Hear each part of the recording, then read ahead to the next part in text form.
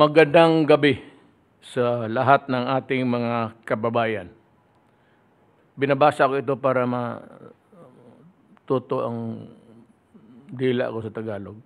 At sa mga kapatid natin na Muslim na nagdiriwang sa Eid al-Fitr, isang mainit na Eid Mubarak sa inyong lahat. As we thank the Almighty for His blessed feast, we also thank for the arrival of more COVID-19 vaccines in the country. On Monday evening, we received more than 193,000 doses of Pfizer vaccine, and these have been allocated and distributed immediately to priority LGUs, local government units, especially in the National Capital Region. However, while we continue to inoculate our population following the order of priority, we must point out a few areas of concern during this period of time. Babasahin ko muna ang mga ating local government units na concerns this talk right now. Ang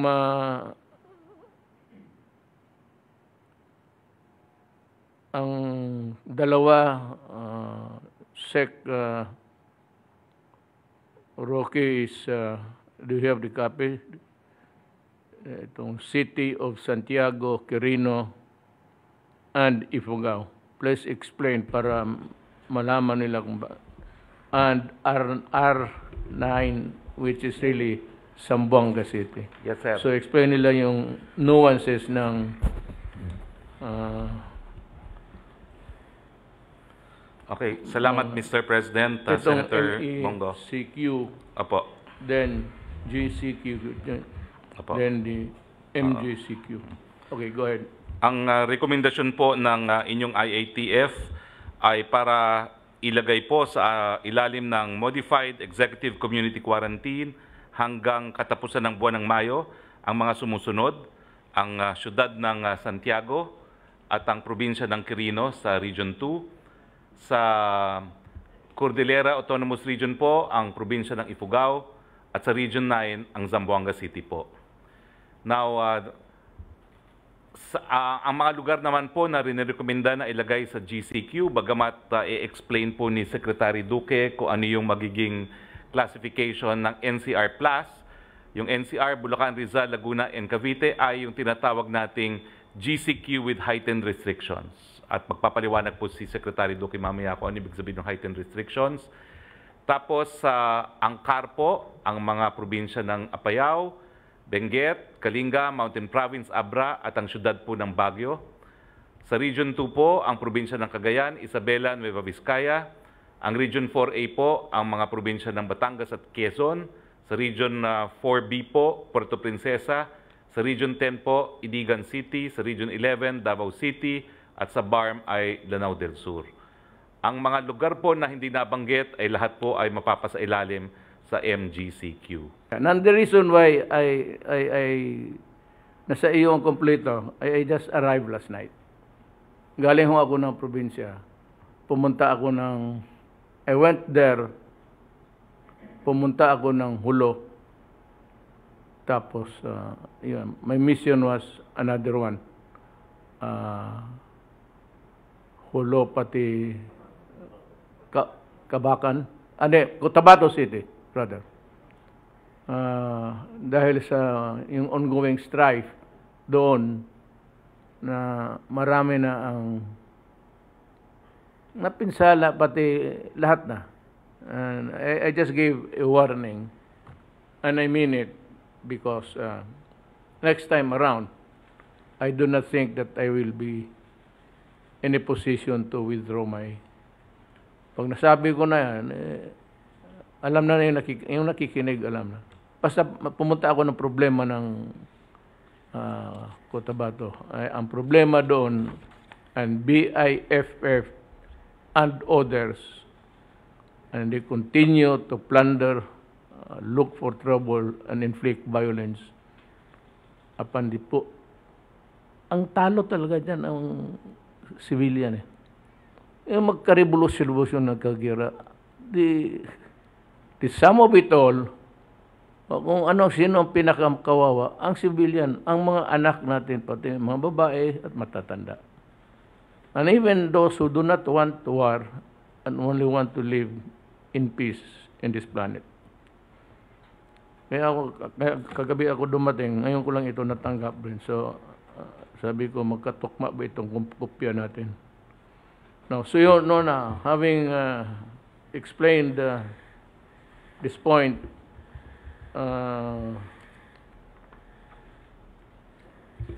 sinasabi ko lang na Mayo, maraming fiesta. But I think I'll be more direct than what is written here. Wala akong, I do not attribute it to any other particular religion or what. But there are a lot of fiestas. Kasi predominantly Catholic country ito. So, ang hinihingi ko is that you only not tone down but forgo kasi may batas. Forgo to congregate, to crowd, and to hold.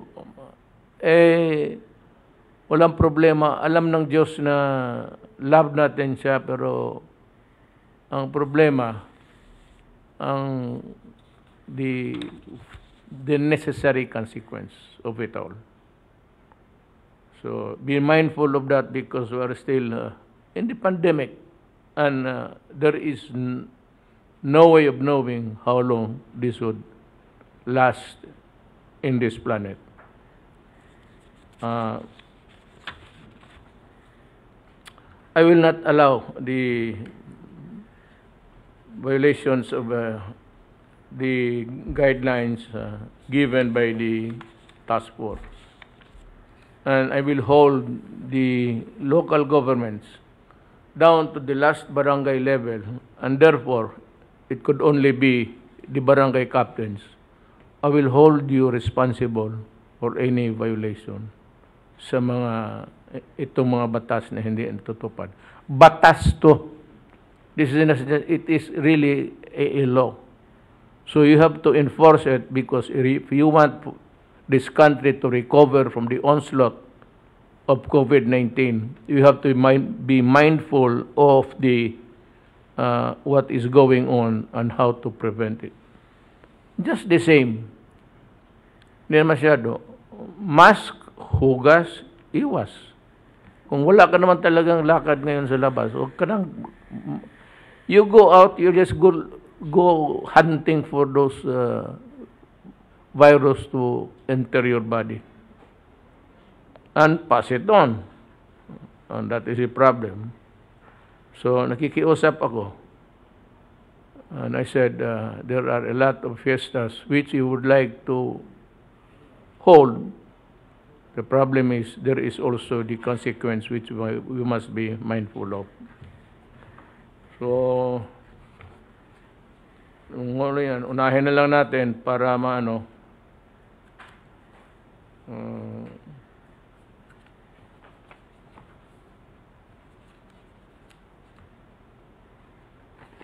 madaliin ko lang. We are not proclaiming that we have gotten rid of corruption. There is still corruption in this government and any other government that will come after me and in the past. Meron talaga yan. If there is a running bureaucracy and there is money involved and there are a lot of tables where the papers would go through, there will always be corruption. Kung ang ayaw ninyo wala, disarahan mo ang gobyerno. But then again, choose which way to go. The most that we can do is to fight it. So, ang mga na paalis sa gobyerno, Preciosa Polonia, OIC Land Management Officer 3, City Environment and Natural Resources Office, Albuera Leyte for issuance of free patent in favor of disqualified applicant. Regional Executive Director ng DINA Region 11, Sakarudin Magarang, grave misconduct, involvement in serious irregularities in the issuance of free patent titles. Amante Murmano, Special Investigator, Panaman, DNR, conduct prejudicial to the best interest of the service and falsification of public documents. I hope those guys I hope they will be prosecuted on time. Involvement in the residential free patent applications. Then Maria Baby Ruth Nicolas, Staff Sendro, Gigento, Bulacan, DINA Region 3.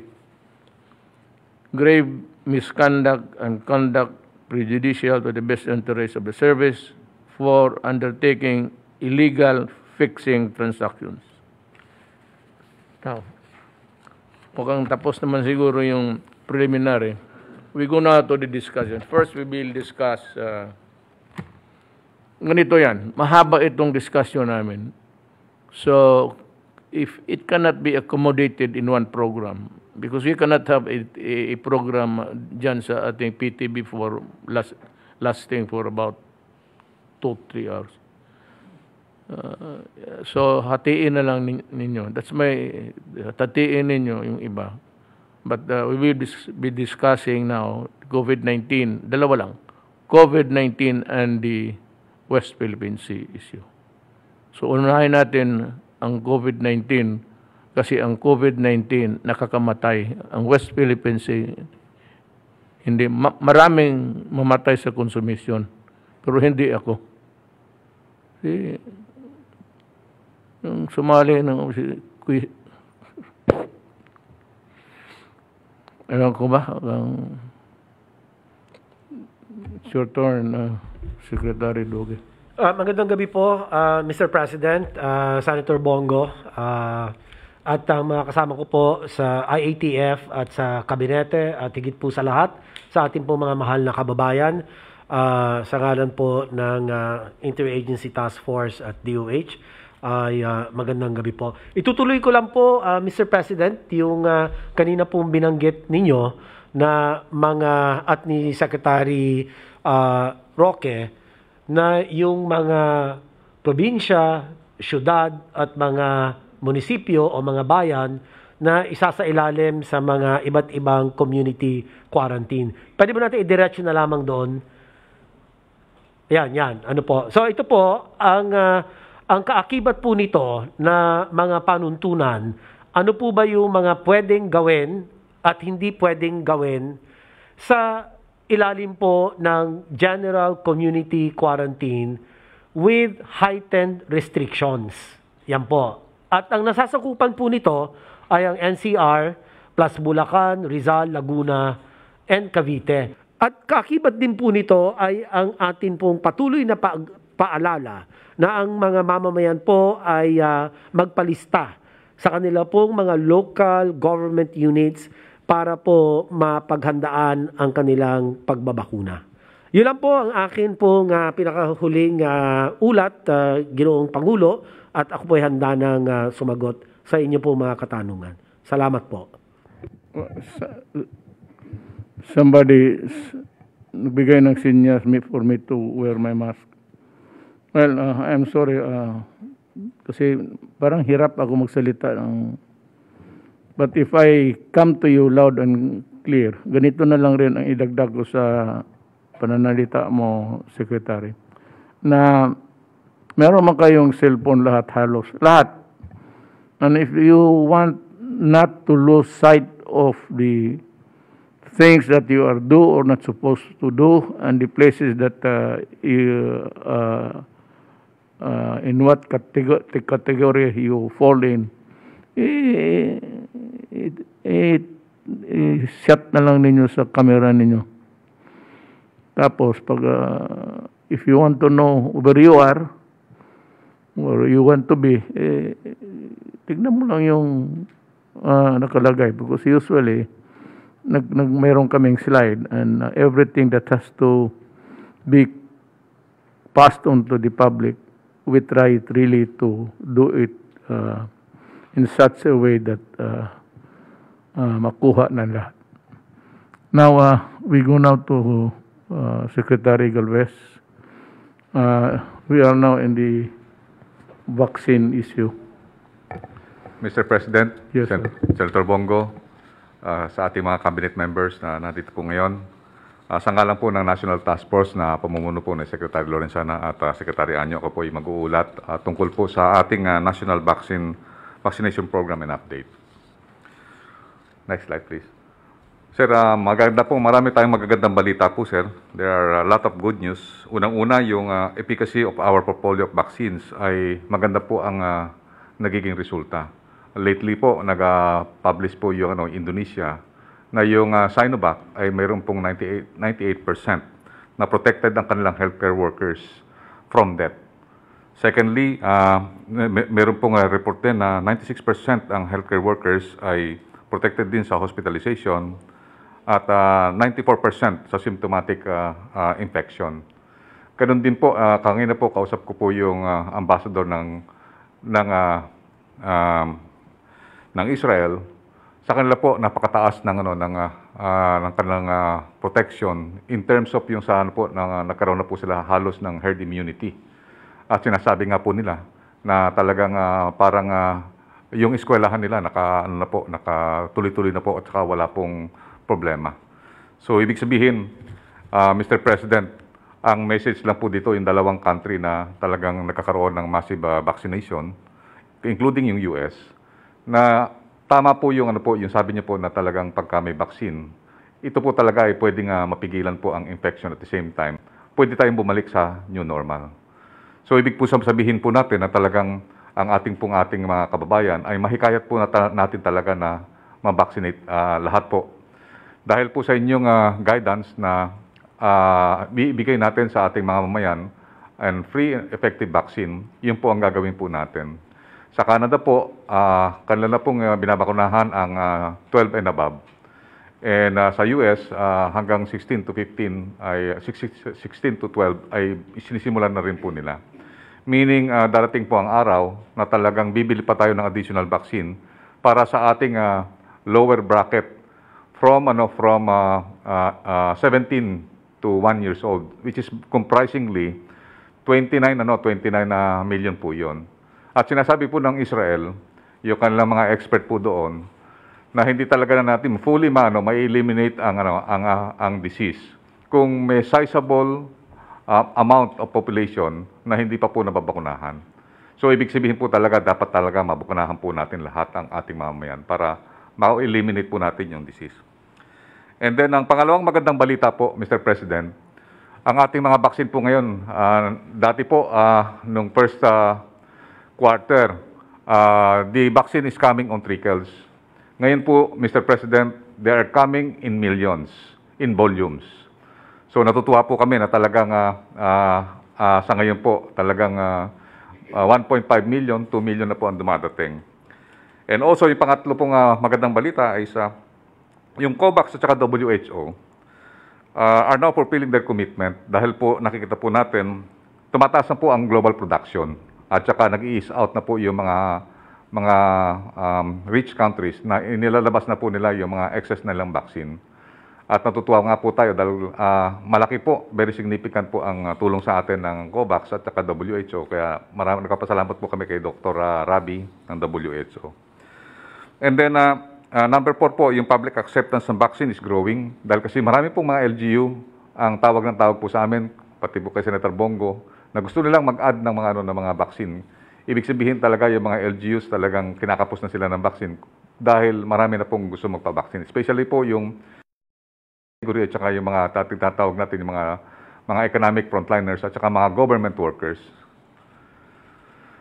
Let me cut you Yes, sir. dito. We will distribute the vaccines as fast as they come to our possession. So ganito yan. Napipilitan kasi ako kasi lahat naghihintay. Pero sabi nga nila, hindi naman, sabi nga ni noon, it came in trickles. Ngayon, medyo volume na. So maghintay lang kayo because these things must be distributed immediately. The fastest way that we can do it. So yun ang tandaan ninyo na mabilis na ang dating ngayon at mabilis din ang bigay natin. It goes to without saying, magbilis pagpasok, bilis din tayo magpalabas sa inyo. Thank you. Yes, sir. Mahal na Pangulo, yung 193,000 nga po, sir, natin na Pfizer. In few hours, nag-administer na po sila ng Pfizer po sa ngayon. And then yung AstraZeneca po natin, wala pong isang araw, halos na-deploy na po natin nationwide. Ang medyo na-delay lang po talaga yung 1.5 million na Sinovac dahil kasi may kailangan po na certificate of analysis kasi mahigpit po ang China in terms po sa implementation kasi pagka once na dumating po dito ang vaccine natin, iintayin pa po yung tinatawag nating stability na ma-stabilize yung vaccine ng 1 week. Tsaka po nila i-issue yung certificate of analysis. So yung 1.5 million po, i-announce po namin sa LGU na darating po yung kanilang certificate of analysis this coming Saturday po. So may deploy namin po kagad yung 1.5 million na galing po sa China. And then ang isa pa pong napakagandang balita po na sinabi nga po ni Secretary Duque na ina-announce niya na yung cases na are decreasing now in NCR. Pero dapat hindi tayo magkumpiyansa dahil kasi umaangat naman po sa mga traditional na mga areas na umangat nung panahon ng 2020.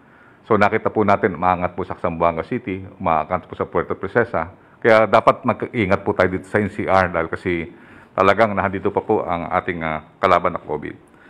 Ang pang-anim po na magandang balita ay yung active participation po ng private sector.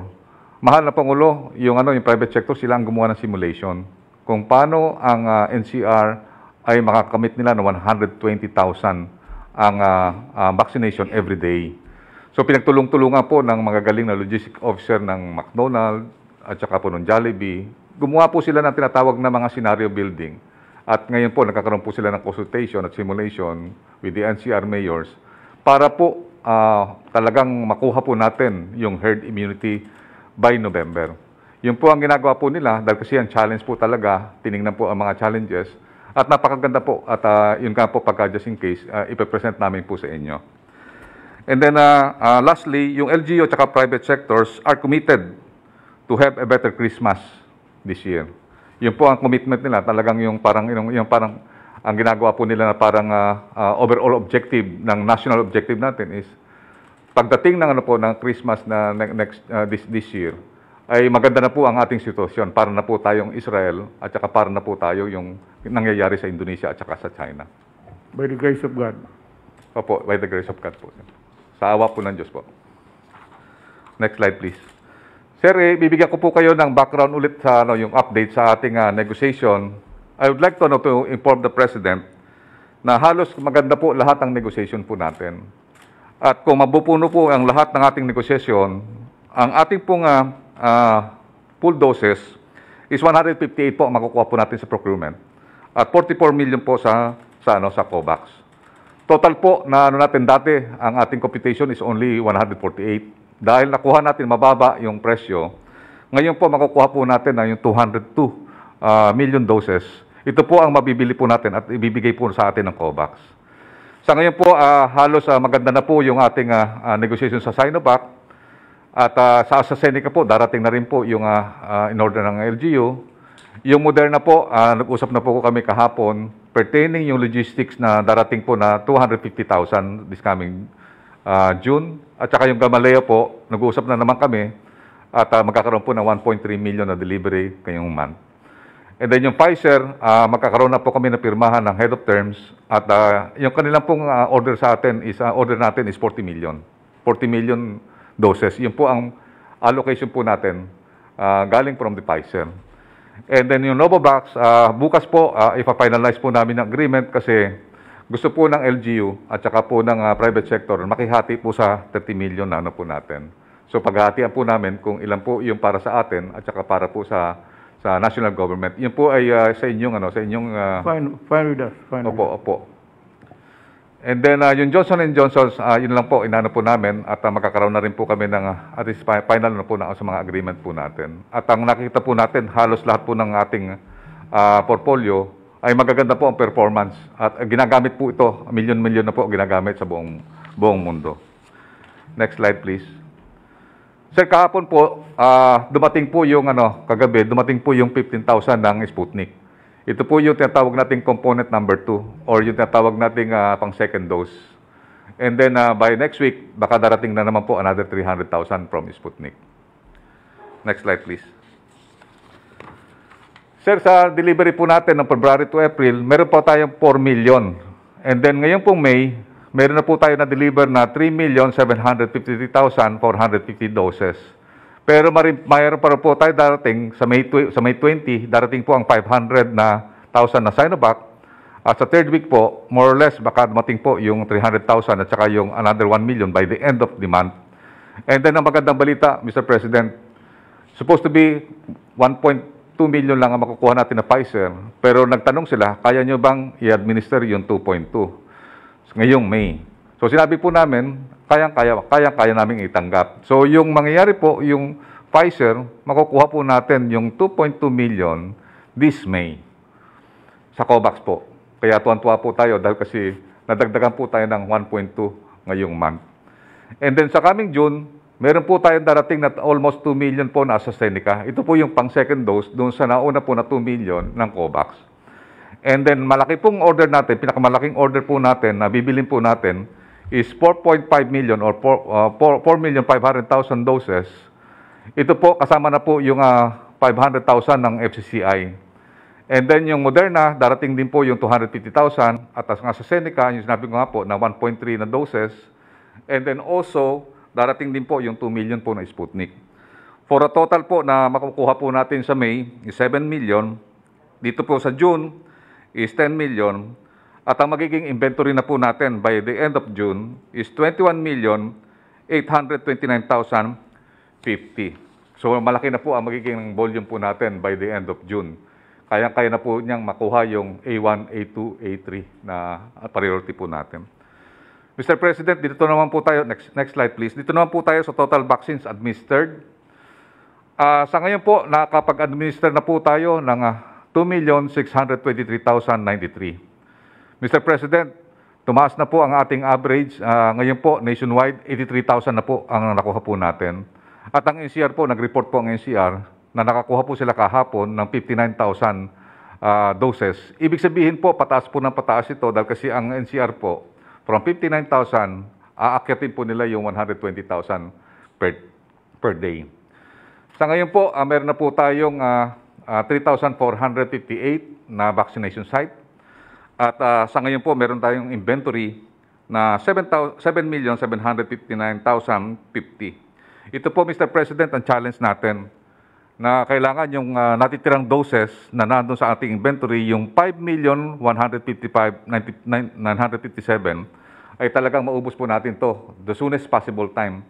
So gumagawa po tayo ng tinatawag natin yung ating titingnan po natin ang gaps, kung bakit medyo mataas ang ating inventory at gusto natin yung pababain po within the next few days. Let me cut you there. Alam mo kasi, mga kababayan ko, and I am directly addressing this to the local government all throughout the rest of the country, na kailangan yung number of vaccination ninyo must be follow a certain line of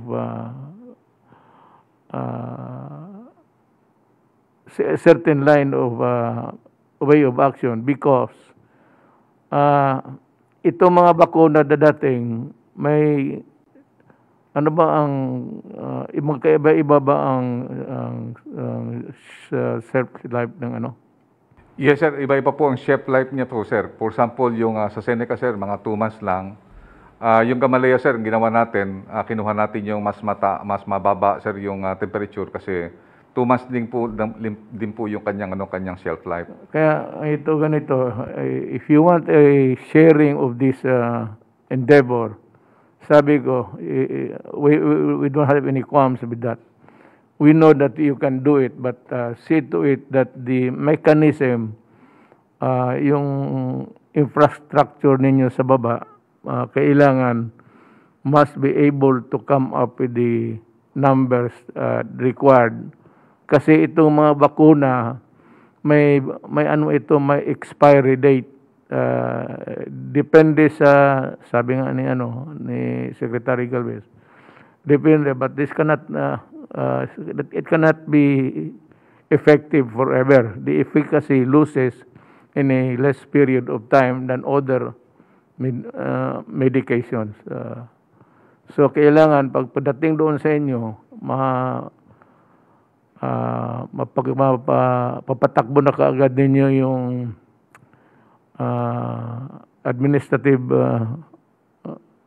pati siguro mga local, may mga hospital, magtulong-tulungan na lang so that we would not waste the vaccines because we were not able to deliver it on time.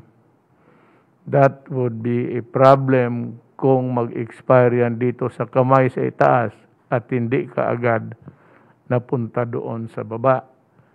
At ang conversely, kung ang baba naman hindi prepared, so ito kailangan ng handling, special kind of handling. It has to be, there's a certain temperature that you have to maintain. Otherwise, you would louse up everything. It would lose its effectiveness. So that are the things that you must, alam ng mga doktor yan, hindi ko na kailangan I am just saying this because I do not want to lose the battle here through negligence. Wala akong alam ninyo. Mga doktor all throughout, alam nila yan. It's a very simple way of explaining to the people.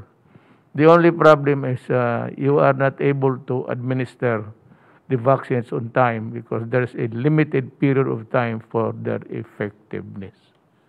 Salamat. Yes, sir. Next slide, please. Next slide, please, sir.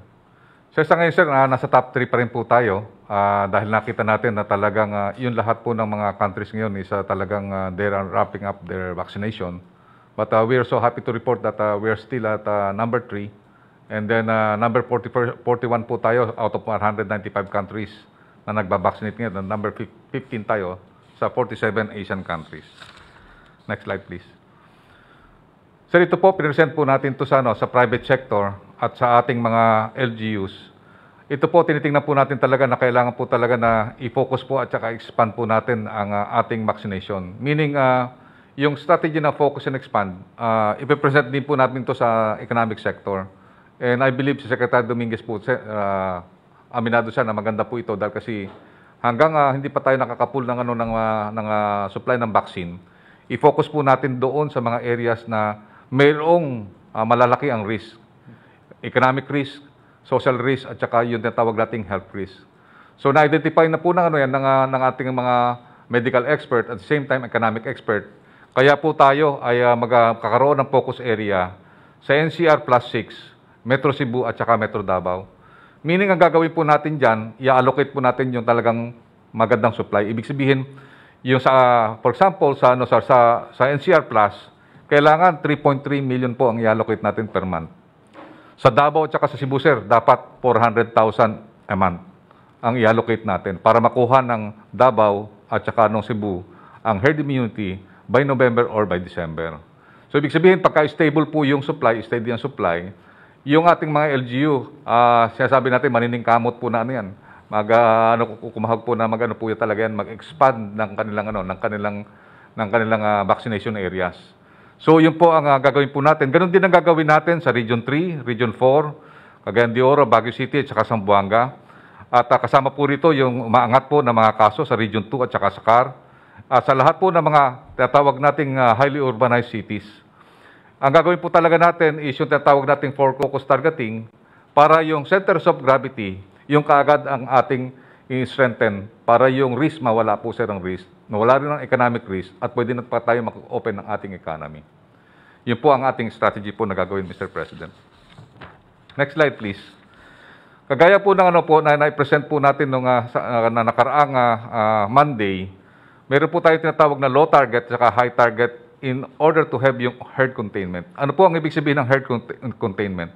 Meaning, we will reduce yung hospitalization and fatality and deaths. Yung nagawa po ng Indonesia ngayon, na habang nagbabaccinate siya ng kanyang 20 million to 30 million na tao, nagkaroon po na tinatawag natin, dramatically decrease ang kanyang tinatawag na new cases at active cases.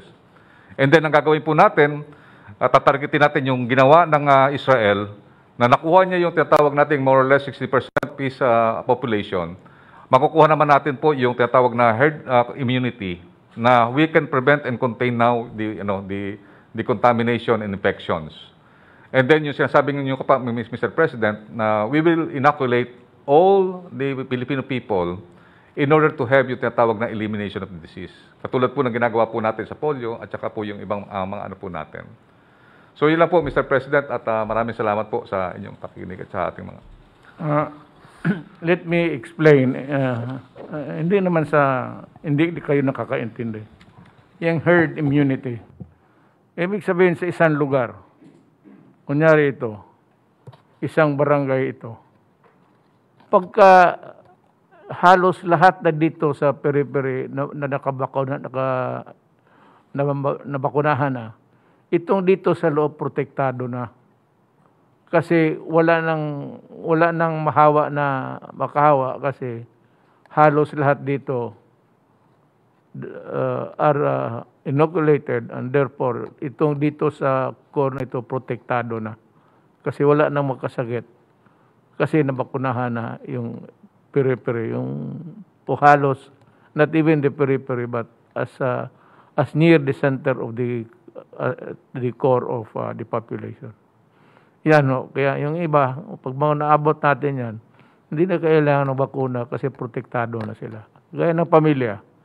I may reduce it to simple analogy. Yung pamilya, tatay, nanay, 5 magkakapatid, anak, 5, alam mo, pag na-inoculate na yung nanay, tatay, tapos na-inoculate na yung 2 o 3 sa mga anak, yung iba yan sa pamilya na yan, protektado na. Huwag nang yung hindi pa na bakunahan, kung yan ang maging reckless, yun ang... Pero kung yung nabakunahan na, uwi ka din magdala ka ng mikrobyo, kung nabakunahan na yan, the body will resist the contamination. Yan ang ibig sabihin niya. Yan ang herd immunity. Kaya sa Bisaya, ang mga Bisaya na nakakaintindi ng Tagalog. Ang mga Tagalog, medyan ang hindi nakakaintindi. Hindi naman ako, I'm not trying to. But yung mga Tagalog, you know the reason why? Do you know the reason why the rest of the Philippines understands Tagalog? What's the sine? Sine. Dito lahat galing sa Maynila, mga may ibang mga taga-probinsya would make it big. But dito yung center of gravity dito sa Maynila. Kayo, natuto yung mga Pilipino magsalita, basi baluktot, kagaya namin. You cannot blame us because we did not grow up in a Tagalog environment, pure. Halo-halo, tapos maglaro ka, but then again, you go back to the basic dialect when you go home. That's why hindi kami, pero lahat nakakaintindi ng Tagalog. So, next is I'd like to ask if si Secretary Lorenzana has something to say. Good evening, Mr. President. Isang bagay lang po yung ating sinusubaybayang mga OFWs na umuwi ay mayroon na po tayong nakauwing 543,500. Hindi pa rin po tumitigil yung daloy ng pag-uwi ng mga ating OFWs. At patuloy po natin silang inaalalayan, tinutulungan from the time na dumating sila, quarantine, tapos pagkatapos iuwi sila sa kanilang probinsya. Yun lang po, Mr. President. Thank you. So, this is not because member ako ng cabinet, but I'd like to make a special mention of the Herculean task that you have been exerting to help our countrymen. I really appreciate what you're doing. Second is, let me thank the private sector for the tremendous assistance and help to government. Maraming salamat po sa inyo. And I hope that you'd continue. This is our country. You're doing business here. If we can go out of this thing and balik tayo sa ekonomiya natin, marami tayong marami tayong pera kasi balik na naman sa negosyo. Kaya yung tulong ninyo, kinakailangan namin at salamat naman. Kaya I call Secretary Anyo to share with us his talk to. Good evening po, Mr. President at fellow public servants. Magandang gabi. Maganda po yung balita ni Secretary Charlie Galvez na may darating pong 7 million ngayong May at 10 million ngayong June. So ang ating pong LGU ay sisiguraduhin po natin na nakahanda para pag-roll out ng bakuna, lalong-lalo na po dito sa NCR Plus. Nakahanda na po tayo dyan. Pero meanwhile po, ang pinaka-importante ay kung paano natin maiduduktong o mapapatawid natin bago dumating mga bakuna na to na hindi natataas yung numero ng ating mga COVID cases. At dyan po papasok ang DILG, ang LGUs, ang Philippine National Police. At katulad po ng sabi ninyo, ang mga local chief executives, barangay captain, ang siyang magiging accountable at responsible. Sisiguraduhin po natin na ipatutupad ang lahat ng panuntunan, alituntunin ng strict GCQ. Ito po ang pinaka-importante dito. Sapagkat kahit bumababa na po ang numero, ay pwede pa rin pong tumaas ito kung hindi mai-implement mabuti ang minimum public health standard, ang prohibition po sa mass gathering, at ang pag-impose po ng curfew, tuloy-tuloy pa rin po tayo sa pag-impose ng curfew. At ang ating pong barangay ay empower natin na magsagawa po ng mga granular lockdown sa barangay-wide. So under po ng GCQ, ito ang magiging strategy natin para sigurado na kung magkakaroon po ng outbreak, ay ma-lockdown natin yung barangay. Magtutulong po ang PNP sa pamamagitan ng Joint Task Force COVID Shield. Meron na po tayong bagong commander ng JTF COVID Shield, si Police Lieutenant General Israel Ephraim Dixon. So, ulitin ko po, so sisikapin po nating maitawid yung period na to hanggang sa dumating na yung ating mga bakuna. Sapagkat ito talaga po ang nakikita nating pinakamagandang solusyon para magapi natin yung COVID-19. Ito naman po ang ating update sa ating pamimigay ng ayuda. Mula po nung nakarang araw na 84%, ay umangat na tayo sa 87.4%. So sa buuan po ay 20 billion na ang naipamahagi natin out of the 22.9 billion at ang nakatanggap po ay 20,028,688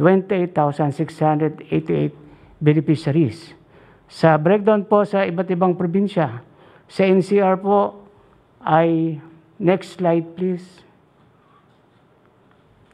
Sa NCR po ay total po ng 9.59 billion ang naipamahagi. Natanggap po ng 9,597,236 beneficiaries.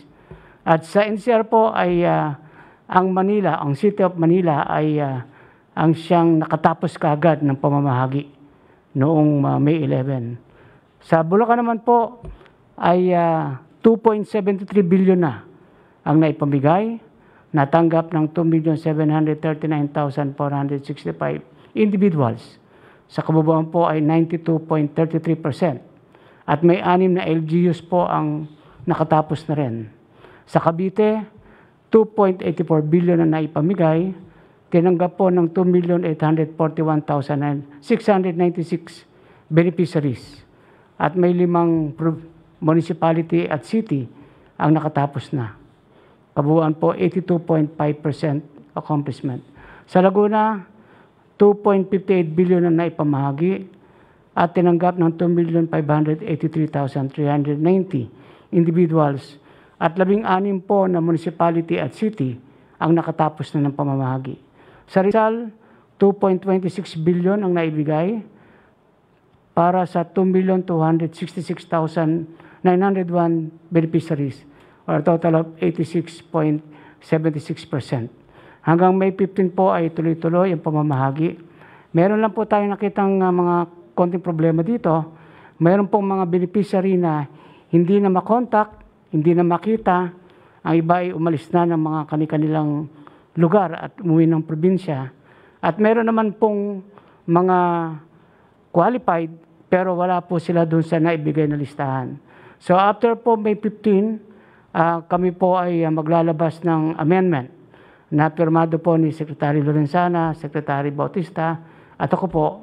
Bibigyan namin ng 10 araw ang lahat ng LGU para ayusin yung lahat ng mga problema na to.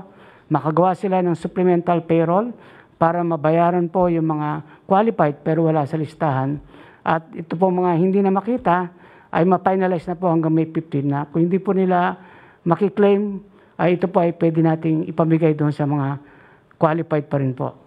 So, yan po ang ating update sa Ayuda 2021, Mr. President. Salamat po. Thank you, Secretary Anyo. Would like to talk next. Are you ready, Secretary Bendigo?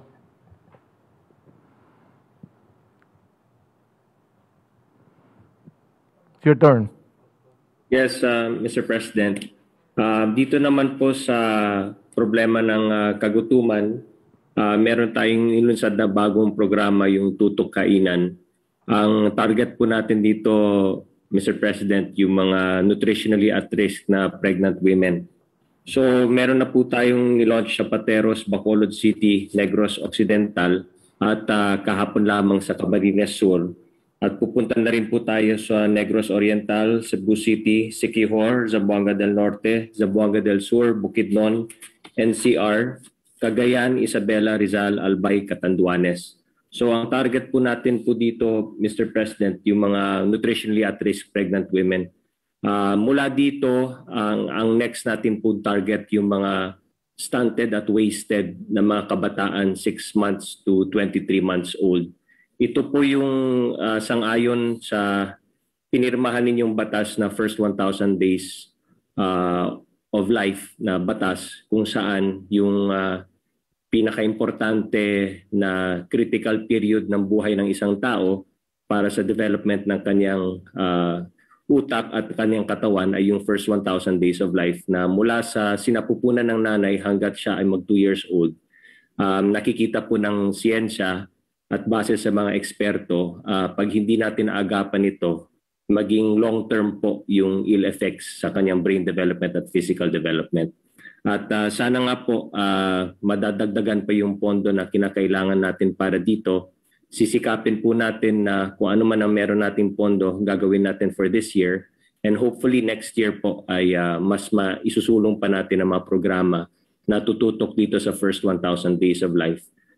Yung mga pregnant na women, nutritionally at risk, pati yung mga batang musmos na ngayon nakakaranas ng gutom, lalo-lalo na sa panahon ng pandemya, Mr. President. Salamat po. Thank you. You have good projects along the way. Now, kasi kay Dr. Domingo. It's your turn. Yes, sir. Mr. President, good evening. Yung pinakahuli po natin ngayon na possible na vaccine na makakuha ng emergency use authorization, yun pong Sinopharm. This morning po, ang Department of Health nakipag-meeting na po dun sa mga representatives ng Sinopharm. At the same time po, ang FDA naman, kahapon, pinadala na rin po natin sa Vaccine Expert Panel yung mga scientific data at saka clinical trial data po ng bakuna na ito para po kanila ng masuri at kung may katanungan ay mapadala natin sa Sinopharm. So we hope po na by next week matapos po natin ang mga evaluation nito.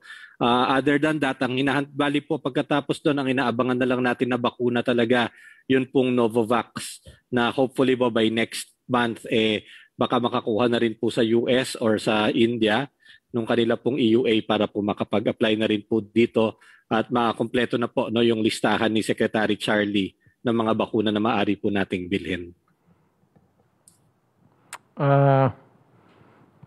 Maula bang, is there anybody that would like to ask a question?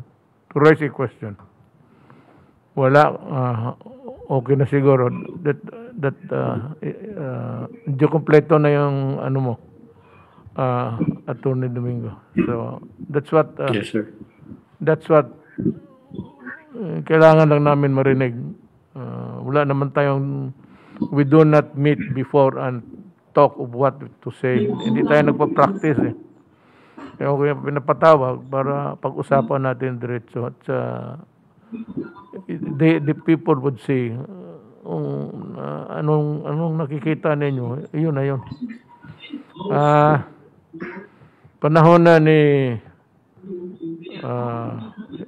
ano bang gusto mong tawagin ka lang? Sal Panelo? Mas maganda ata, it's more Sal Panelo. Magandang gabi. Magandang gabi, Ginoong Pangulo. Ang masasabi ko lang po yung palagi nating paalala sa ating mga kababayan. Sapagkat talagang ang nagiging suliranin ng bawat isa at ng ating bansa ay hindi talaga yung pagsunod sa maliit na hinihingi ng ating pamahalaan na kung maaaring gawin ng bawat isa. At yan ang pagsusuot ng mask, pagsusuot po ng face shield, yung paghugas ng kamay na may sabon at tubig, at yung pong pag-iwas sa tao na kung may masasalubong ka o makakatabi, kailangan ang distansya mo hindi bababa sa 2 metro o 6 na pie. Sapagkat talagang doon nagsisimula. Ngayon, GCQ tayo, maganda. Pero mapapansin ng mga kababayan natin, maraming mga aktibidades na pinagbabawal pa rin natin. Sapagkat yun ay mga super spreader. Talagang pag nagkaroon ng mga pagtitipon, pagsama-sama ng mga tao, talagang doon nagsisimula ang paghahawa ng bawat isa. Kaya nga, ang palagian po natin pakiusap, kasama na rin yung mga oposisyon kritiko, kung yung ba sa halip na paulit-ulit yung inyong pagkikriticize, samahan nyo na lang kami na pakiusapan ang ating mga kababayan na kung maaari magkooperasyon tayo, tayo'y lahat ipatupad po natin. Hindi po ba nung sa aking programa rin na Counterpoint, ang naging hinaing ko nga sa mga kaibigan nating nasa oposisyon, sapagkat mga kaibigan ng mga personal dati yan. Sabi ko, kayo naman, nung magsimula ang pandemya, wala na akong narinig sa inyo kung hindi palagi nilang tuligsa. Hindi ko kayo naringgan kahit na minsan na manawagan kayo sa taong bayan na sumunod po tayo sa protocol. Tayo po ay mag-mask, tayo ay mag-face shield, tayo po ay mag-cooperate. Wala Never. 1 taon kong inantay. Kaya nga napuri ko si VP Lenny nung nagsimula siyang magsalita tungkol doon. Sabi ko, finally, more than a year saka malang nagsalita. Sana ganyan. Kasi tayo po, whether you are a small of influence na tinatawag, meron pa rin mga naniniwala ng mga tao sa iyo. At yung pag narinig nilang ikay nagsalita, susundin ka nila. Kaya sinasabi ko nga po, All of us have a sphere of influence and we have to use that influence para mahikayat sila. Sapagkat sa panahon ng pandemya, gaya ng paulit-ulit na sinasabi niya Pangulo, kailangan tayo magkaisa. Ang kalaban natin ang pandemic. Hindi yung magkakalaban tayo rito. Iba yung politika, iba yung pandemya. Kaya ang huling panawagan po natin, sana magkaisa na po muna tayo. Tayo'y sumunod. At yung pong, kagaya po, halimbawa, huwag naman sasama ang loob ng isang kaibigan nating senador. Nung wala pa ang bakuna, panay reklamo niya, nasaan ang bakuna? Tuloy, sa inis ko, sabi ko, hanapin mo kaya sa katawan mo. Pagkatapos, nung dumating na ang bakuna, nagsimula na dumating. Aba, sabi niya naman, ang tagal naman dumating ng bakunang yan. Kukunti dumarating. Ngayon, nung dagsa ang bakuna, sabi nga ni Secretary Charlie, di ba, may 7 million tayong dumating na bakuna. Tapos, at the end of the month, meron tayong mga 20 milyones. Alam niyo ba ang sabi ng kaibigan ko, Senador? Ayan, ang dami-dami natin bakuna, sobra-sobra na. Malaki na nang magiging utang natin. Sala sa lamig, sala sa init, hindi mo malaman.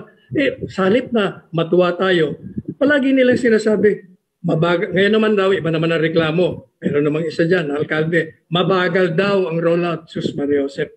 Mabagal nung simula sapagkat mabagal pa ang dating. Ngayong dumarating ng marami, siyempre, mas mabilis, mas madali, sapagkat marami na. Sana po yung mga kaibigan natin dyan sa kabila, maghunos dili naman kayo. Sana maging bukas ang kalooban natin na magkaisa na tayo para matapos na itong problema natin sa pandemya. Yun lang po, Ginoong Pangulo. Alam mo, Sal, dumaan na tayo sa how many administrations in the past, tayo ang dinaanan ng isa sa pinakamatindi na problema. At ito ay ikakamatay ng tao. At itong oposisyon, dapat tignan ng taong bayan ngayong Pilipinas, tignan ninyo kung ano ang ginagawa. Sa halip na magsalita kung paano padagdagan yung pondo para sa ayuda o paano dagdagan pa yung tulong ng mga kama, baka sakali talagang it might go out of control and spread like a wildfire. They don't do that. Maghanap ng issue ng dagat, kaya kayong people of the Republic of the Philippines, pag-aralan ninyong mabuti. Ito yung mga tao na walang ginagawa kung hindi magreklamo. Noon, nandoon na sila, yung katatapos na ng nila. Kita mo naman kung ano ang ginawa nila sa Pilipinas. You were all witnesses. Lahat tayong buhay pa nung simulang previous administration. Nakita naman ninyo. Nakita ninyo kung ano ang ginawa nila sa Pilipinas. At gusto magtanong, anong magagawa mo? Kung yan, huwag ninyong kalimutan. Huwag ninyong kalimutan kasi pagdating ng araw, kayo rin ang maghuhusga. Kayo ang nakita ninyo. Ano bang problema nitong raising so many issues, nonsense and trivia, just because they want to be heard? So, yun na lang ang maiwan ko sa inyo. Happy Eid-al-Fitr sa mga ating mga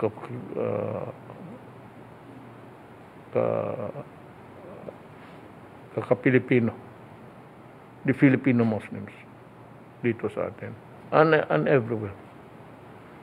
I just say that I hope that this cheerful day will bring you peace and in your outlook of what we are here for in this planet. Maraming salamat po.